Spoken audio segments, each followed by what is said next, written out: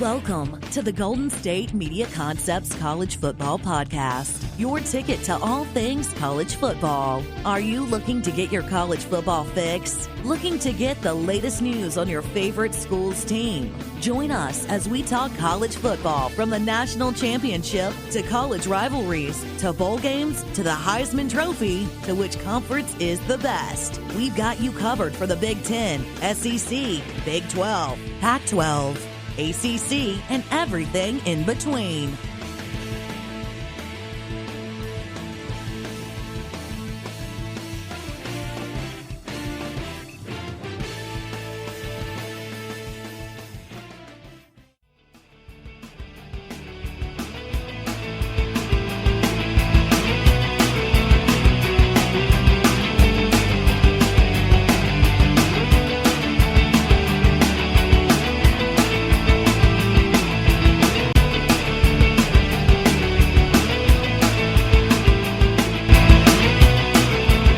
Hello, thank you for tuning in to the GSMC College Football Podcast, brought to you by the GSMC Podcast Network. I'm your host, Nick Bowles, and we have a lot to get into today.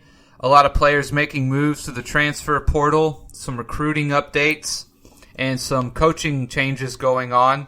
I'll also give my opinion on college football's top 11 players of the last 150 years, my thoughts on it, my disagreements. But to start out, we'll go ahead and begin with coaching, since there seems to be a lot of coaching changes or moves going on this past week or so. And we'll start with USC. USC's offensive coordinator, Graham Harrell, was expected to interview for the offensive coordinator position with the Philadelphia Eagles.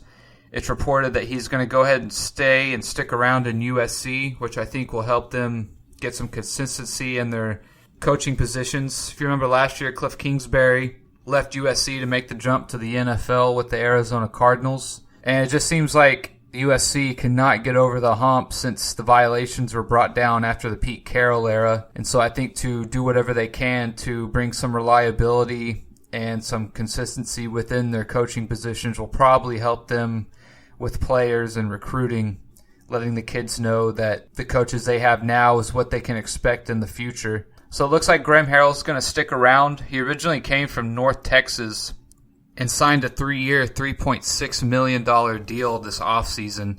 So good to hear that he'll stick around, and we'll see what they can do this year coming up. Another coaching change that happened in December was Jeff Hafley from Ohio State is going to go ahead and become the new head coach at Boston College. Jeff Hafley did a pretty good job of turning around the Ohio State defense from the number 72 overall defensive unit to the number 2 in terms of total defense. Previously, he had spent 7 seasons in the NFL as a defensive backs coach with the 49ers, Browns, and Buccaneers. And since being with Boston College, he has hired Tim Lukabu as a defensive coordinator and Frank Cignetti Jr. as the offensive coordinator and quarterbacks coach.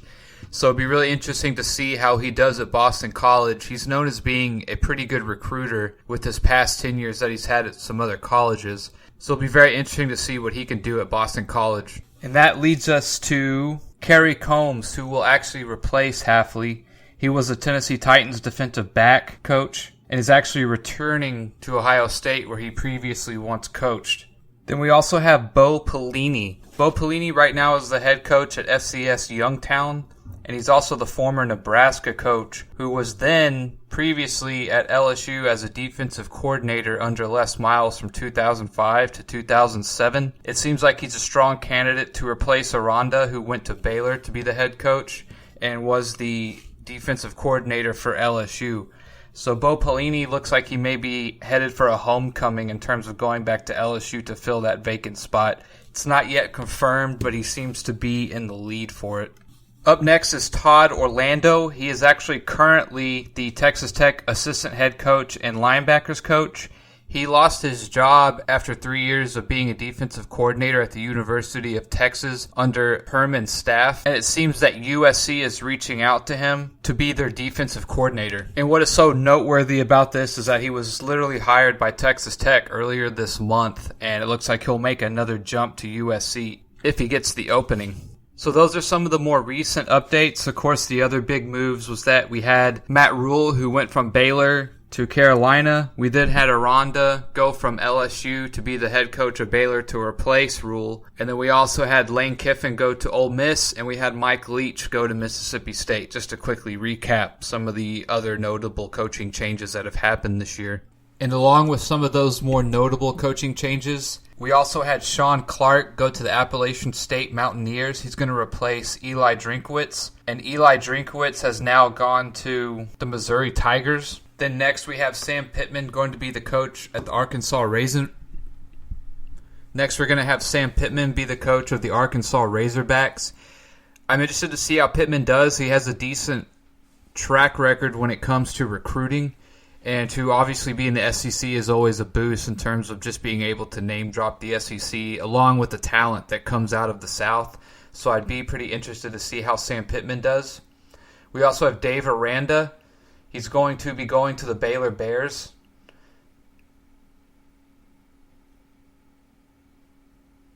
Next we have Steve Adazio. He's going to be going to the Colorado State Rams. Willie Taggart will go to the Florida Atlantic Owls. Mike Norvell to the Florida State Seminoles, Kalen DeBoer to the Fresno State Bulldogs, Ryan Silverfield to the Memphis Tigers, Danny Gonzalez to the New Mexico Lobos, Ricky Rang to the Old Dominion Monarchs, Greg Schiano to the Rutgers Scarlet Knights, Brady Hoke to the San Diego State Aztecs, Jeff Scott to the South Florida Bulls, Marcus Arroyo to the UNLV Rebels, Jeff Traylor to the UTSA Roadrunners, Jimmy Lake to the Washington Huskies, and Nick Rolovich to the Washington State Cougars. And the reason why I wanted to sort of just recap real quickly the coaching changes that have come on, because it's going to tie into my next segment, and that is the transfer portal. We also had officially today, on Monday, we had Derek King announce he's officially going to the Miami Hurricanes. I'm very excited to see how he can do there. Miami's had a pretty good defense the last few years. That's been their strength in terms of their football team, but they have struggled mightily on offense. So to get someone like Derek King, who's a dual threat, he can do a lot of things. I'm very interested to see if perhaps they can have a year of magic here, put together a pretty good record. I mean, I don't think I really expect them to do anything in terms of being in the top 10, but if King can give that offense a boost and perhaps give that team some life, Miami might be able to do some good things in the ACC and have a pretty decent year. And where I was going with this even further is that we've had some transfers as of late who have decided to go to Ole Miss and Mississippi State. In one of my previous podcasts, I'd mentioned that with the transfer portal and people being able to have a year of eligibility and play immediately, sometimes 2 years of eligibility, a lot of these players are looking to see where coaches are going, what kind of coaches.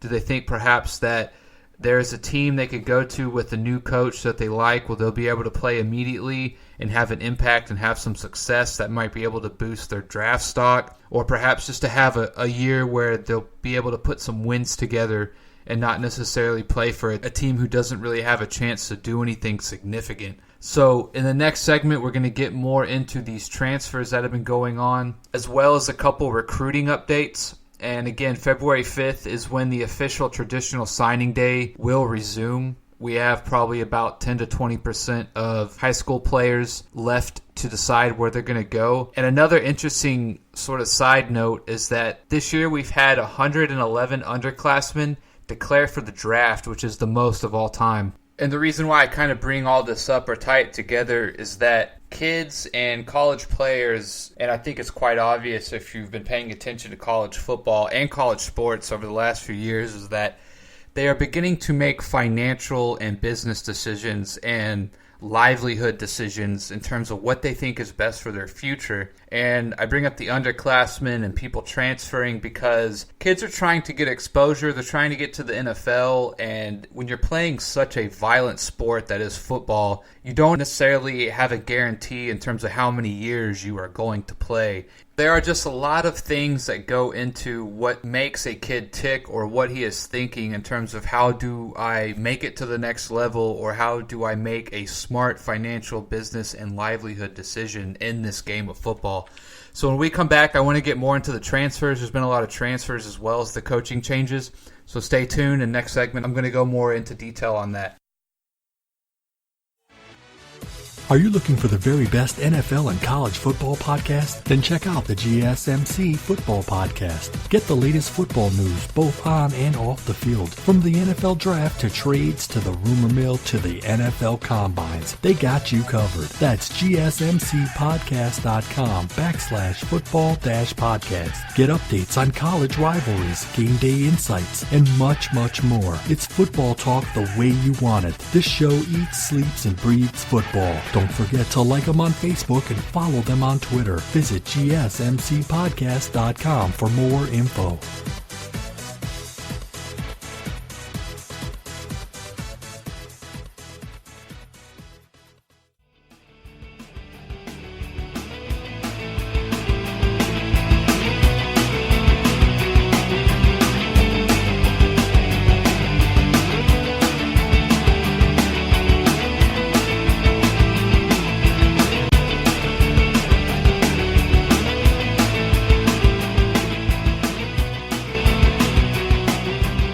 Welcome back to the GSMC College Football Podcast. Last segment, we went over some of the coaching changes and the coaching carousel that is college football. Some of the bigger names, as well as just an overview of everyone who's made a move. And I kind of tied that into some of the transfers that are going on in college football right now. Since recruiting is kind of in a lull until February 5th, or it won't be official until February 5th, transfers right now are sort of the big topic in seeing where players are going. And the most notable one, which I've mentioned a couple times, is to Eric King. He had a really great 2018 season with the University of Houston.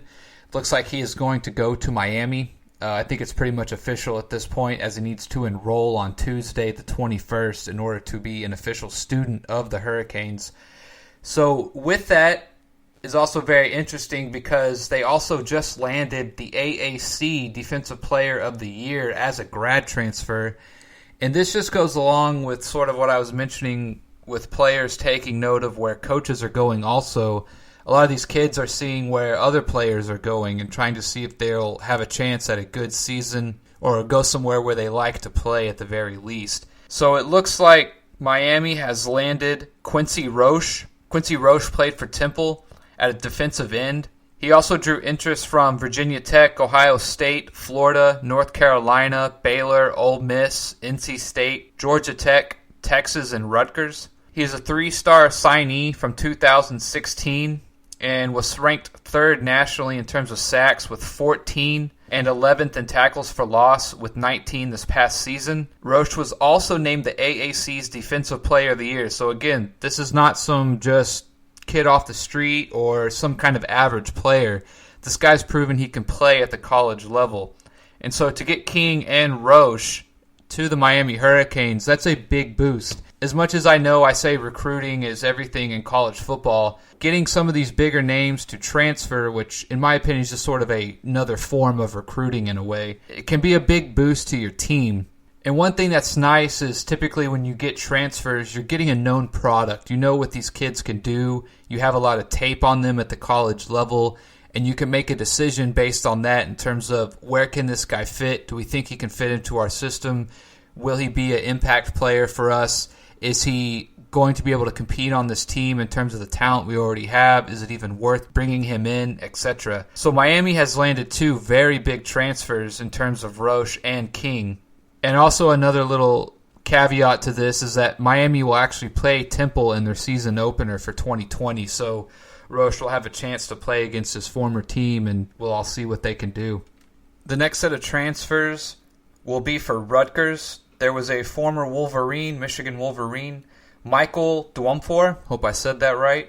He's going to be going to Rutgers, where new head coach Greg Schiano is already tapping into the transfer portal, trying to make as much use of that as he can. So again, coaches, their number one job is to get players, and the X's and O's come second. So he's already gone to the transfer portal and got Michael. He also already got a wide receiver from Wisconsin, Aaron Cruikshank. Again, I hope I'm saying that right. I'm sorry if I'm butchering it, but so it looks like Greg Schiano has already gotten 2 players, and these players will probably start right off the bat. So again, when it comes to the transfer portal, you're going to get guys that you know can come and make an impact. There's really no need to go and try to recruit a guy if you think he's just going to sit behind your starter or be third string in terms of the talent that you already have on your team.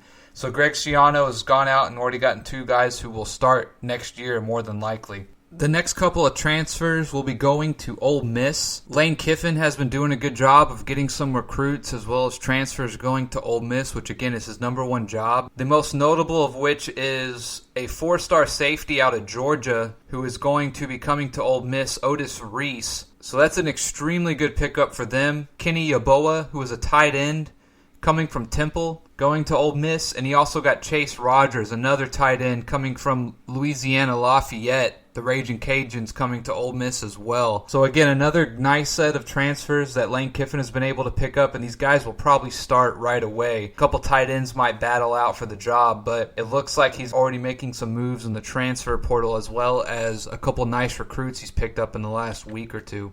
The other big winner, I think, is Georgia. Perhaps Georgia and Miami have gotten the 2 biggest players from the transfer portal in terms of D'Eriq King. And Georgia has also gotten former Wake Forest quarterback Jamie Newman, who had a pretty good year at Wake Forest and is very dynamic, just like D'Eriq King. Put him alongside the defense that Georgia has. In many regards, Miami and Georgia are kind of the same team in the fact that Miami has a above-average defense, but their offense is lacking some explosiveness and perhaps some playmaking ability. And I would say that the same goes for Georgia as well. Now, Georgia obviously is going to have better athletes across the board in terms of wide receiver and running back and things of this nature. Georgia is still lacking a spark. They are missing a spark on offense. Georgia is desperately hoping that Jamie Newman can bring that to their team.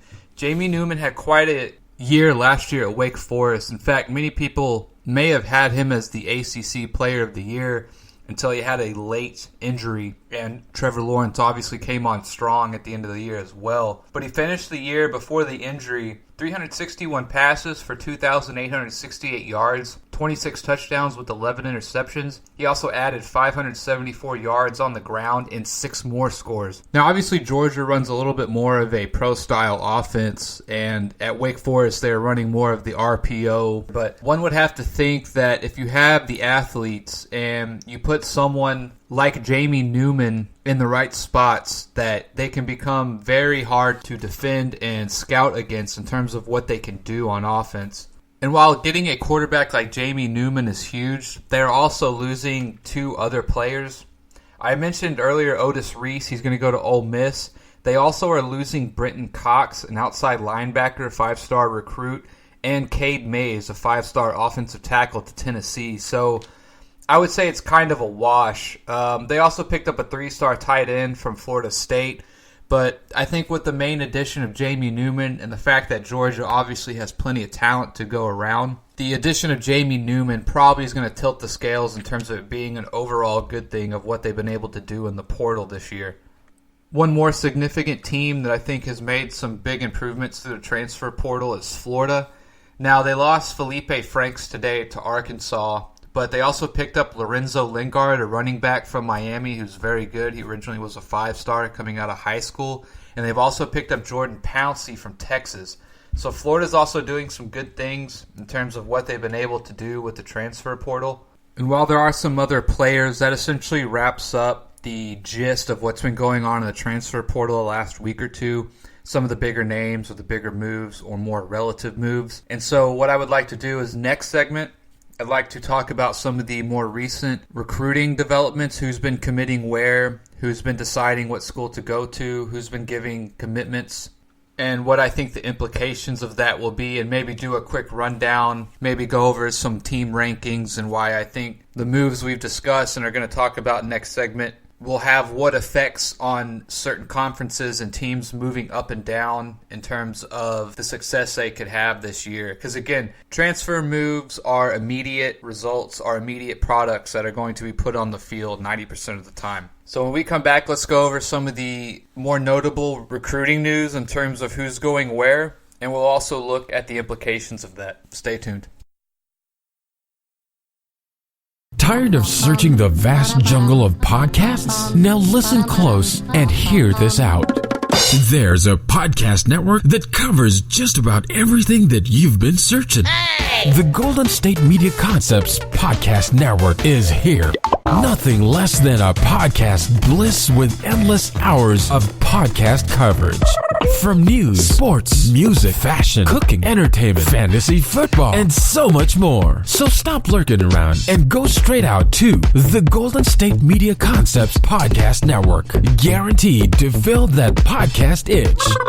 Whatever it may be. Visit us at www.gsmcpodcast.com. Follow us on Facebook and Twitter, and download us on iTunes, SoundCloud, and Google Play.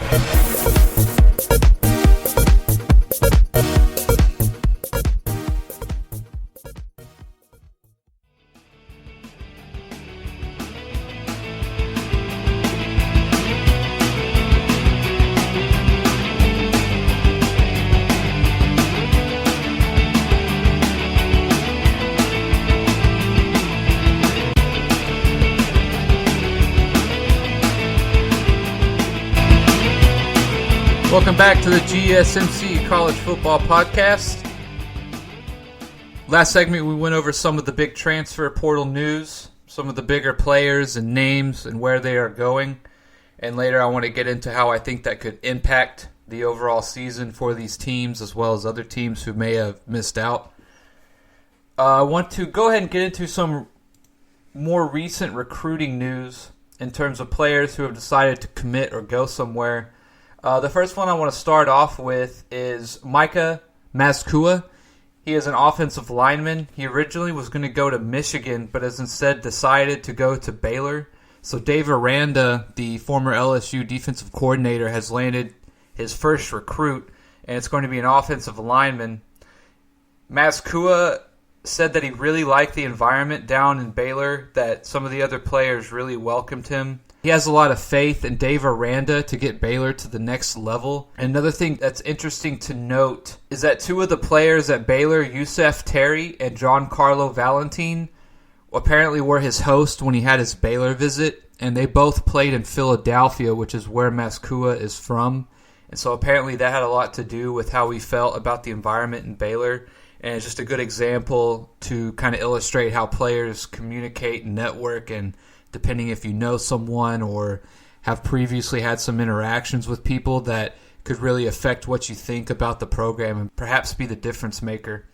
Another recruit is Kari Johnson. He's going to go ahead and go to Arkansas Razorbacks.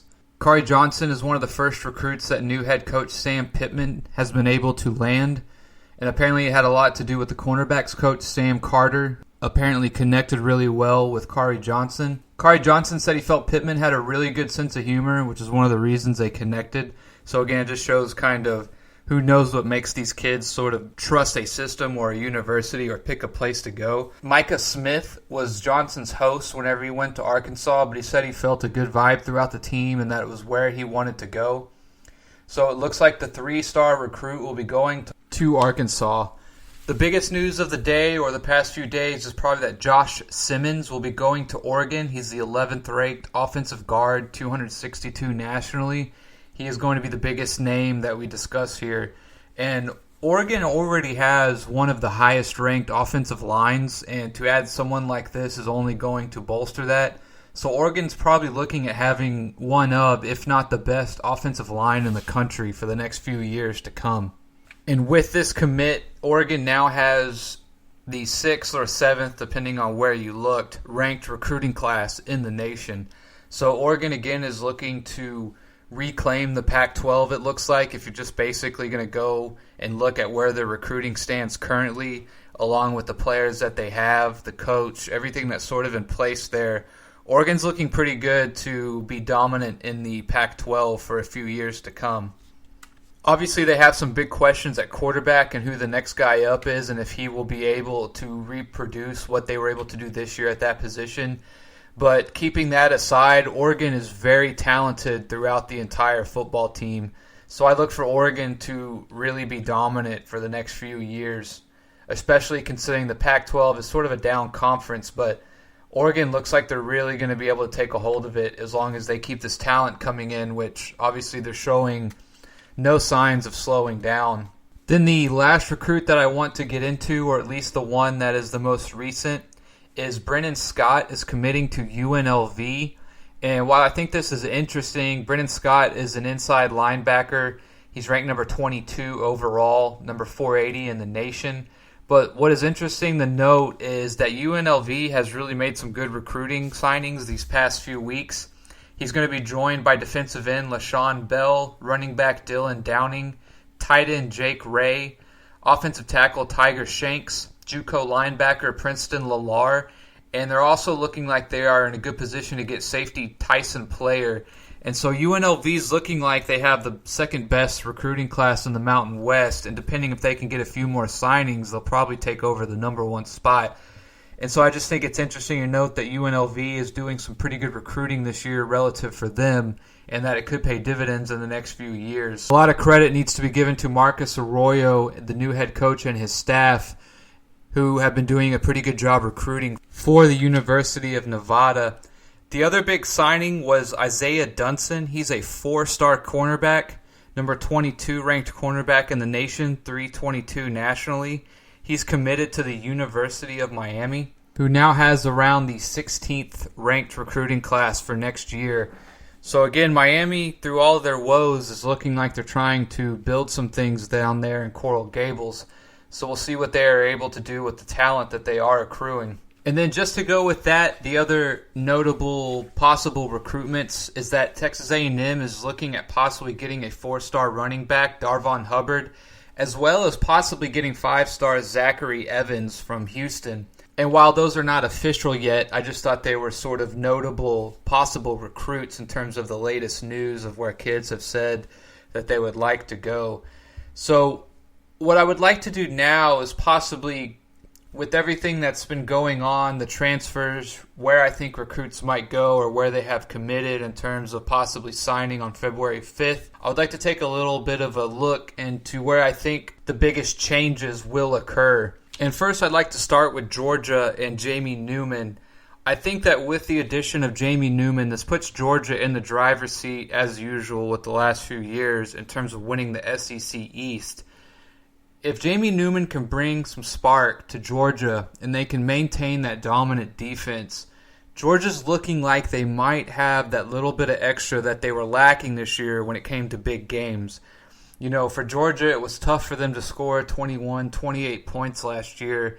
And when you have so much athleticism and so many highly touted recruits and so many players with so much athletic ability and a coach that is as good as Kirby Smart, you would have to think that Georgia is going to be very scary next year in terms of what they will be able to do on the offensive side of the ball. Now, I know Kirby Smart likes to run a pro-style offense, and Jamie Newman is more situated to the RPO or the read offense, but I think that Kirby Smart would have to be smart enough to play to Jamie Newman's strengths and let him use his athletic ability to make some plays and open up some things for the offense, whether it be an RPO or more of a downfield threat. I just feel Georgia's looking pretty scary next year if Jamie Newman can be the player that we all saw at the beginning of the year before he got hurt. And the year that he had last year was very impressive. Again, he essentially was probably going to win the ACC Player of the Year until he got hurt, and the fact that he was having to compete against Trevor Lawrence, of all people. I really look for Georgia to do some good things next year, and the fact that I do not see a clear winner out of the SEC, this might actually leapfrog them or put them ahead of anyone else in the SEC in terms of what I think they are possibly able to do on the field. And if the offense can click and the offense can get some things going, Georgia could very well win the SEC next year and go undefeated even. I think LSU is going to take a step back. Obviously, I think their biggest challenge will be Alabama. However, Alabama has a new quarterback, which could always be hit or miss. You never know how kids are going to turn out, especially at the quarterback position, which is such a mentally demanding position. So I look for Georgia to make the biggest step next year, or to make the most out of what they've been able to do in terms of getting Jamie Newman and the recruiting class that they're having. I think that'll be the surprise next year, will be more specifically Georgia's offense.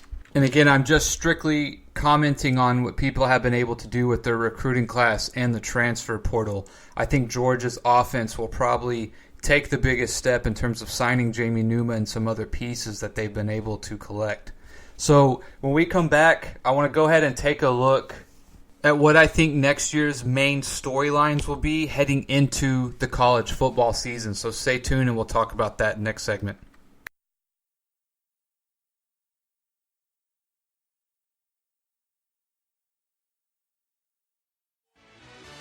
Are you looking for help for your fantasy football team? Check out the GSMC Fantasy Football Podcast. Get today's best advice on who to start, who to sit, even who you should draft. From sleeper picks to red-hot lineups, they got it all covered for you. That's GSMCpodcast.com/fantasy-football-podcast. We'll cover traditional leagues, dynasty, PPR, even IDP leagues. When you need fantasy help, there's just one show to hit up. Don't forget to like them on Facebook and follow them on Twitter. Visit GSMCpodcast.com for more info.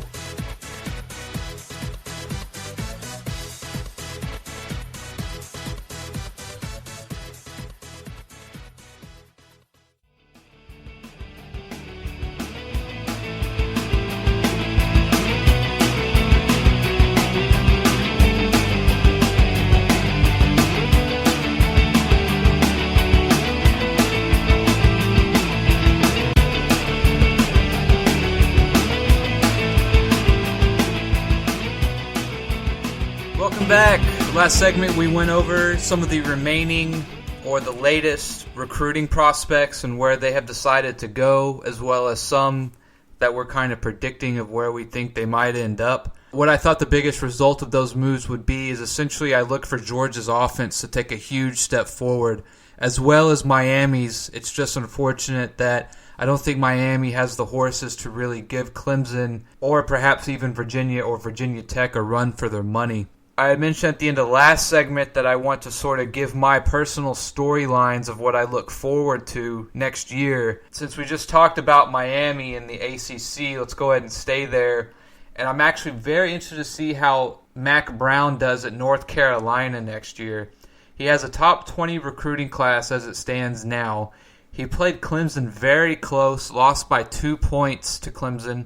I think Mack Brown's proven track record of being a coach at Texas, he went to a couple title games, won one. I think that Mack Brown is going to do some good things at North Carolina, and overall the storyline will develop into the ACC, I think, becoming a much better football conference.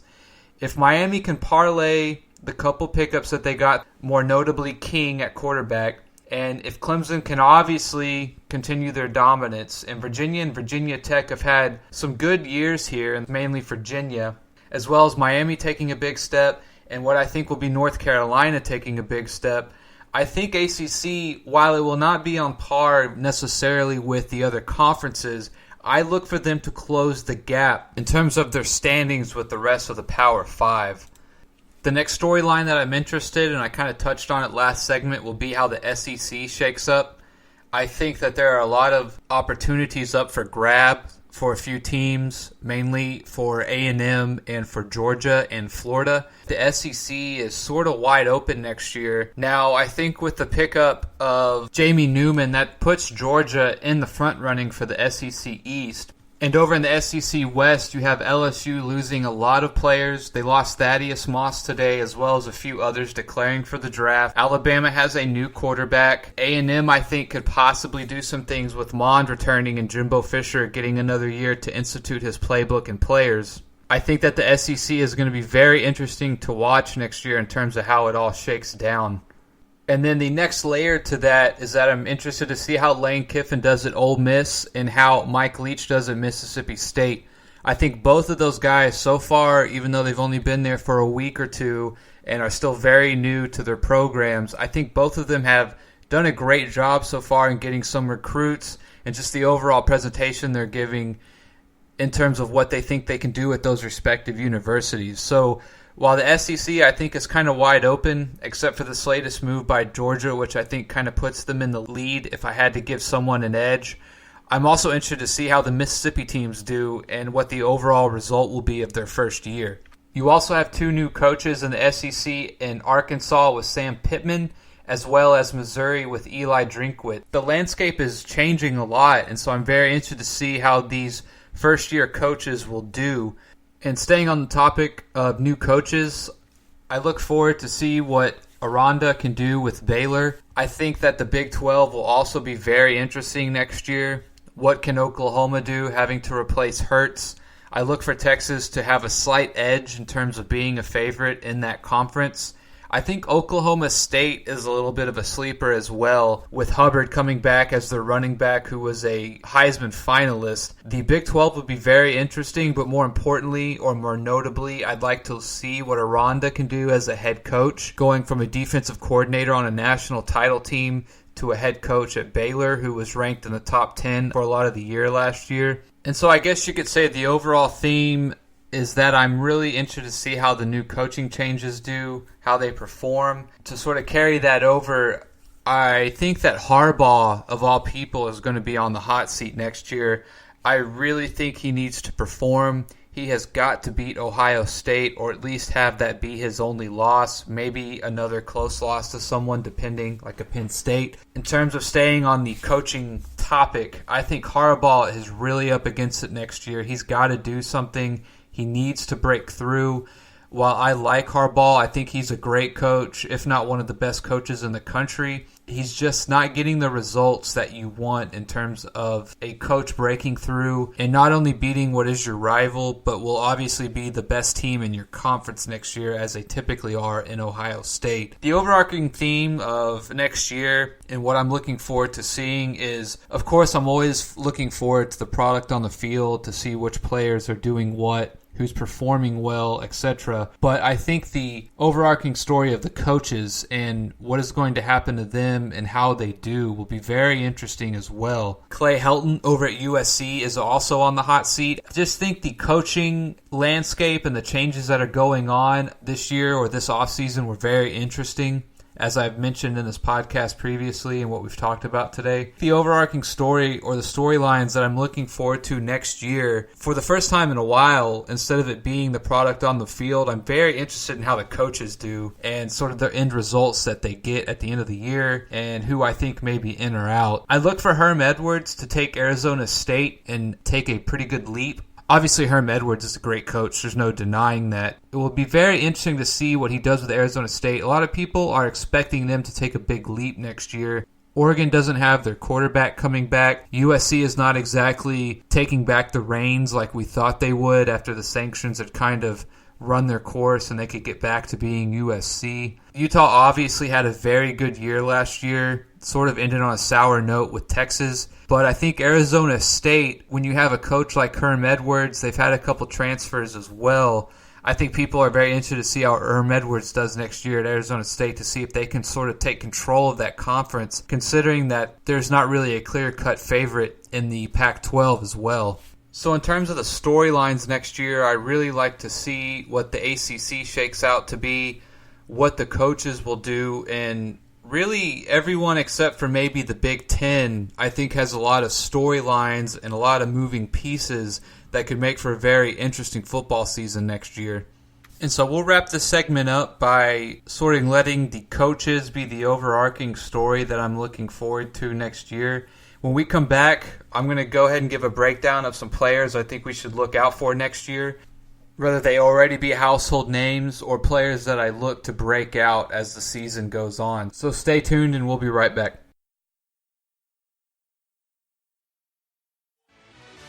Check out the show that's built on the MMA. From the UFC to extreme cage fighting, they got the fights covered. Check out the GSMC MMA podcast. Get the latest news on past or upcoming fights. Join us as we talk to and about some of the biggest names in the MMA, past, present, and future. When it's the fight game, there's just one show to check out. GSMCpodcast.com/MMA-podcast. Don't forget to like them on Facebook and follow them on Twitter. Visit GSMCpodcast.com for more info.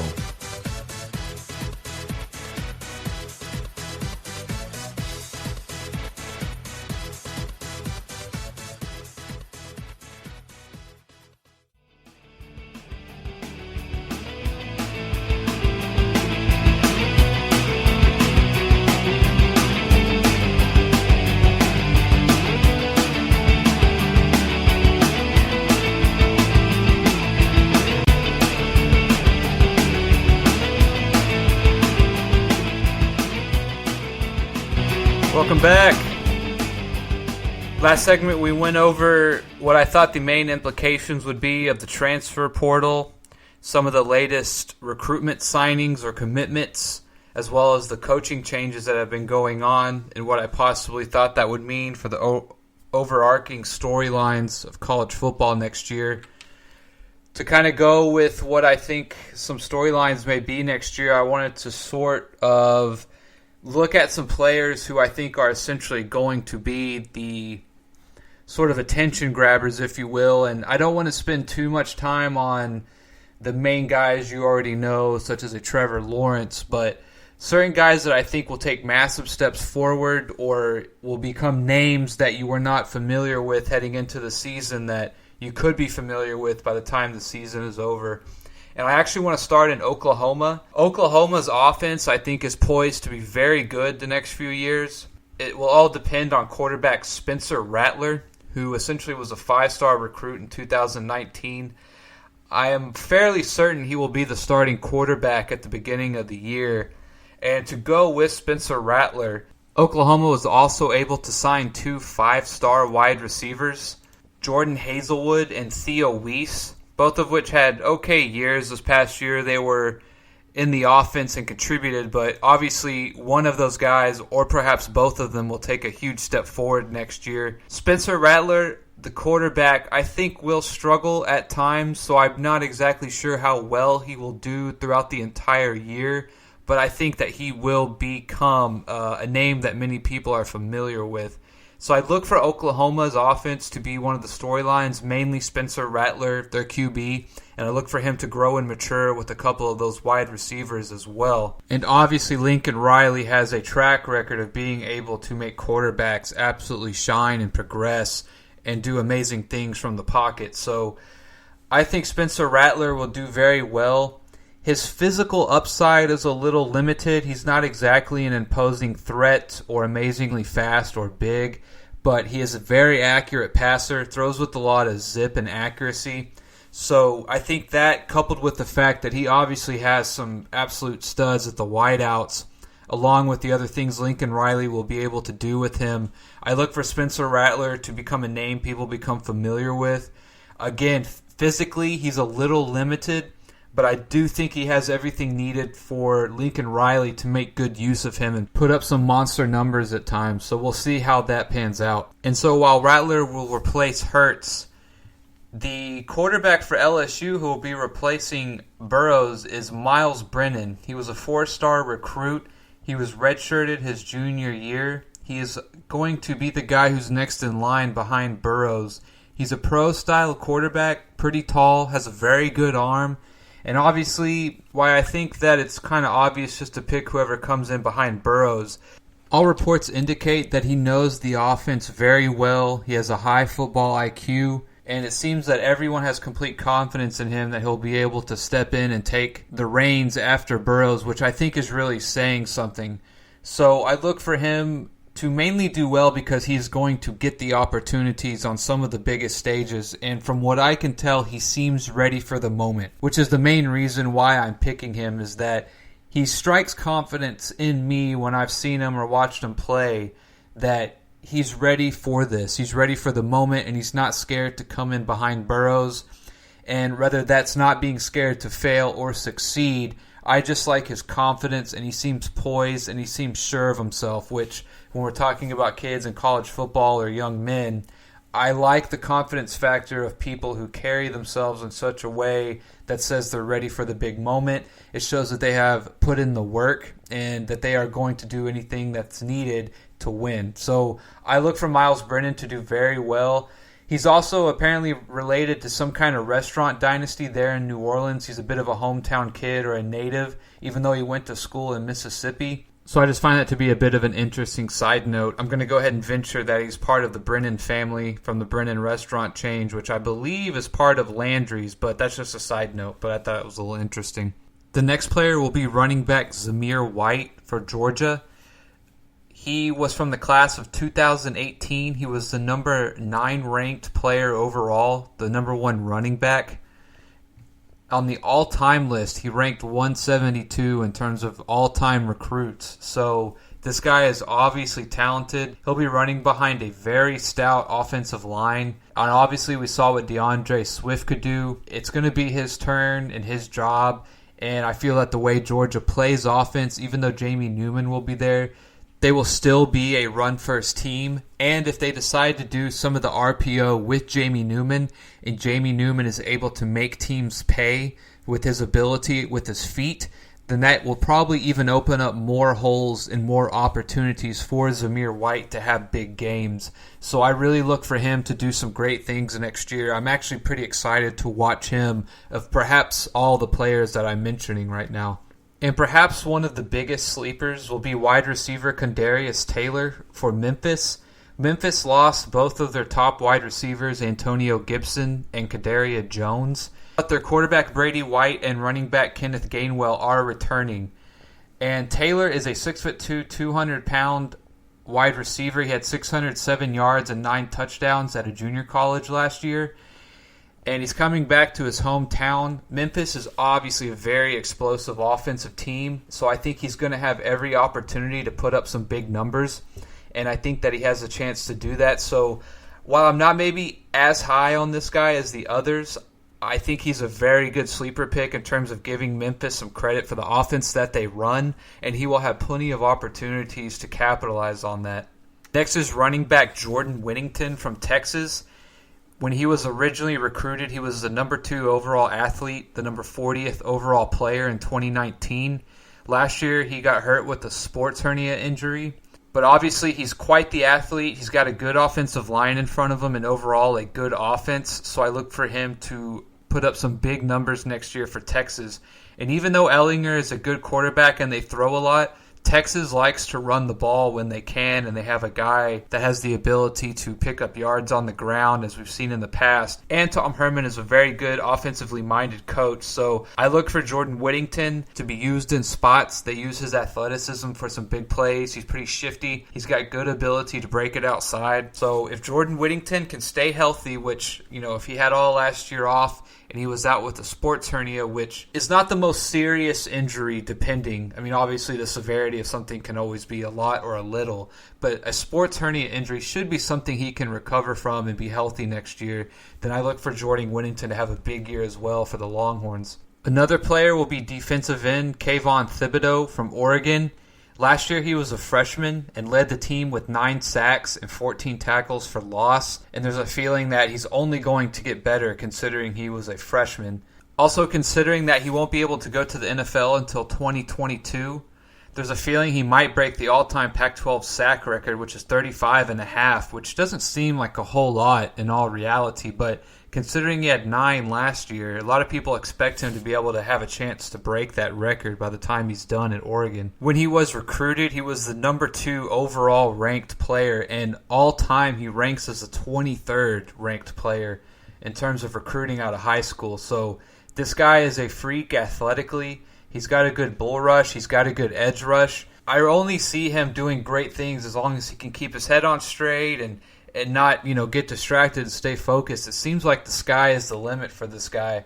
A lot of people compare him to Robert Quinn from the Dallas Cowboys this past year. So he's definitely one of those edge rushers who can change a game and really cause some havoc in the backfield or quarterbacks. The last guy I want to talk about is Zach Harrison from Ohio State. He was a defensive end that played behind Chase Young. He was one of the highly touted recruits coming out of the 2019 class. He was a 5-star, 6'6", 255 pounds. I think having a year to learn under Chase Young, as well as Ohio State is having a great record for producing defensive linemen. And in the small opportunity that he got for a couple games, he was able to start when Chase Young was suspended. He finished with 3.5 sacks, 5 tackles for loss, and 24 total tackles on the season. So I think giving him an entire year to play with Ohio State on that defensive front, I think he's going to do good things. And so I think he will be able to contribute right away. I think he'll be a playmaker right away. I think he got his learning curve out of the way last year. So I think he comes in day one and he's able to do some good things for them. And when we come back, I want to go over the top 11 players from the last 150 years of college football. Sort of been a hot topic. A lot of people didn't really agree with it. They thought maybe they were a little bit nostalgic with their picks, were a little biased, and I kind of agree. So we'll have some fun with that next segment, and stick around and we'll talk about that.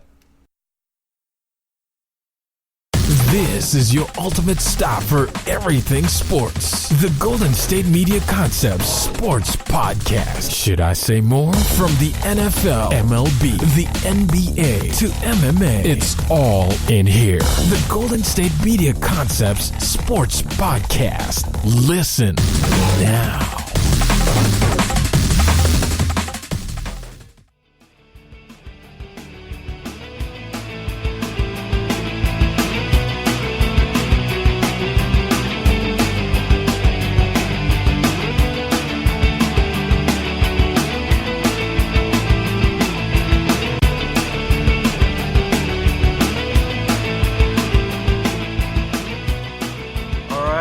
Back.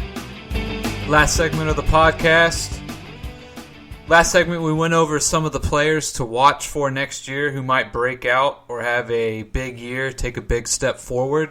And I mentioned in this segment I wanted to go over college football's top 150 and more specifically their top 11 players of all time that we all saw introduced at the national championship game during halftime.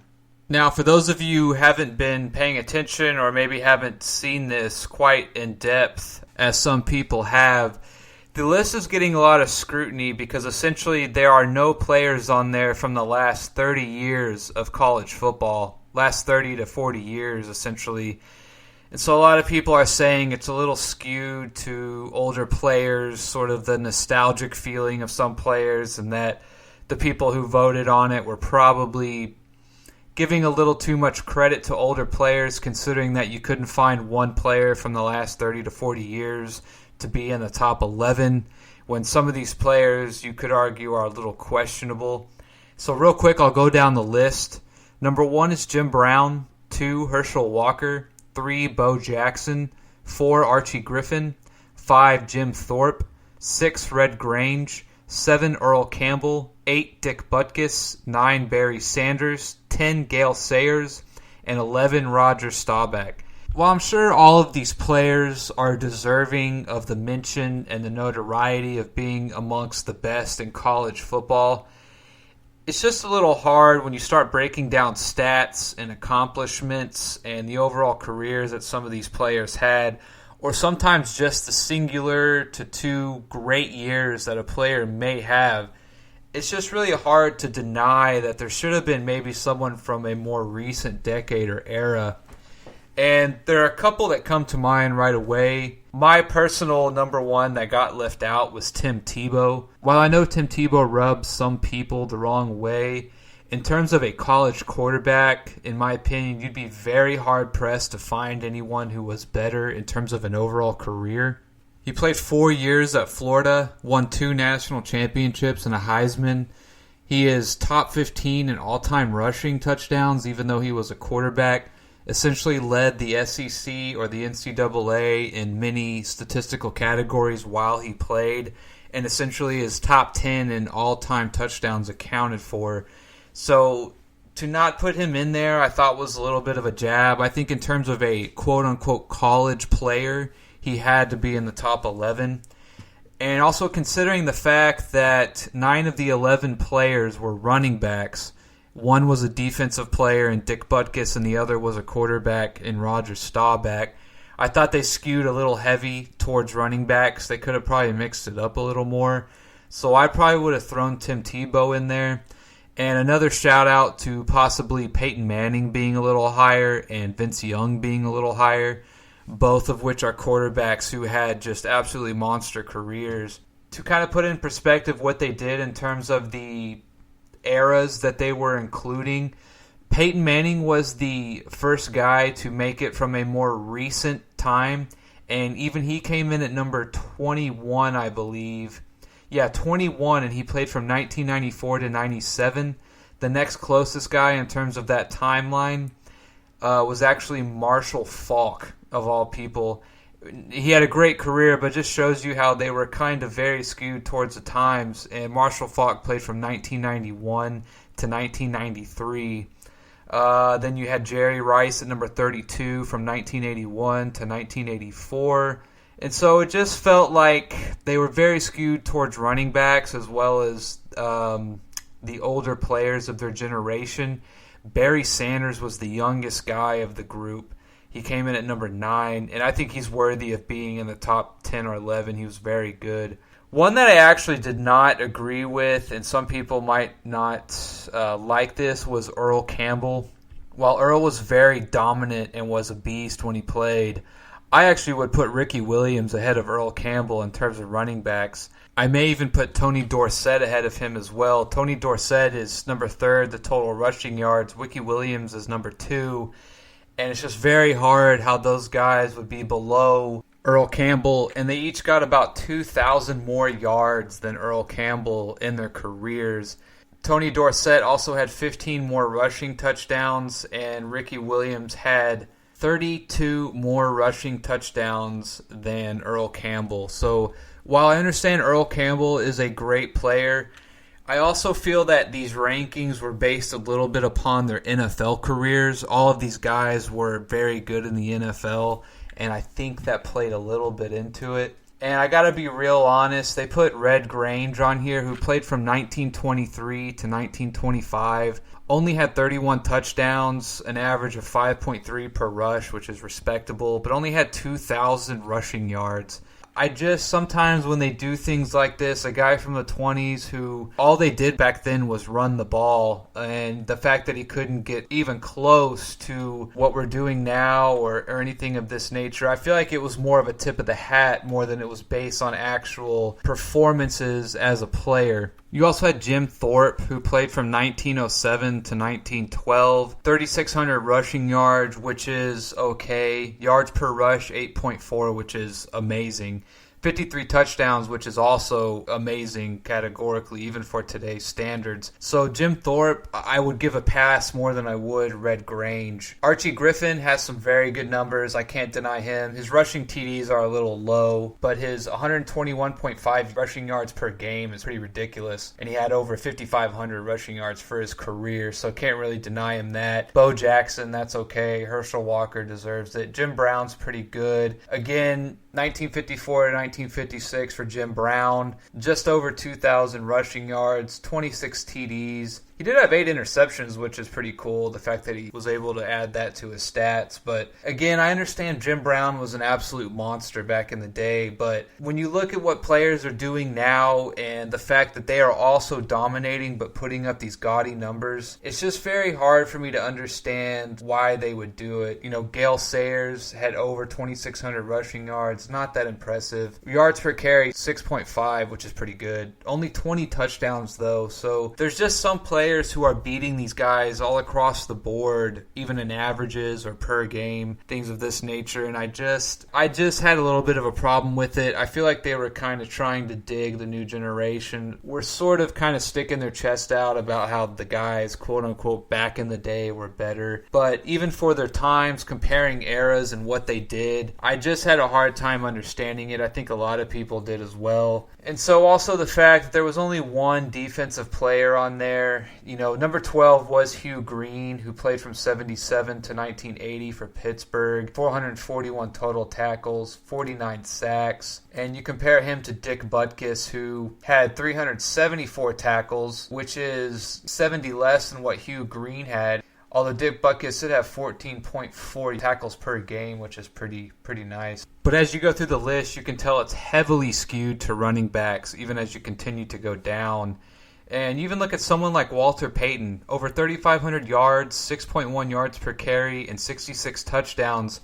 That's essentially better than anyone above him that they listed, you know, minus maybe Barry Sanders or Herschel Walker. But this was also really skewed to their NFL careers. If you look at the guys who they put up there, they were either very old and they were kind of like these mythic legends in a way, or they had very good NFL careers. I don't know. I just didn't really like the list. It's just my opinion. I feel like a lot of people also had a problem with it. I think they didn't do a very good job. I think they did a good job in trying to give a tip of the hat to the quote-unquote greats of the game, or guys who kind of changed the game or left their mark on the game, if you wanted to put it that way. But if it's just going to be purely about the best college football players, then I don't think they really did it justice, in my opinion. There were a lot of other guys who they could have put in there. Some of the ones I mentioned, or possibly just moving some of the guys up who they had to different spots. So I just thought that was fun. We go over that as we ended the show. So I appreciate you guys listening. Thank you for tuning in to the GSMC College Football Podcast. Please remember to subscribe to the show, write a review. Please also follow us on Facebook, Twitter, and Instagram. We'd really appreciate it. I thank you for that, and you guys have a good night.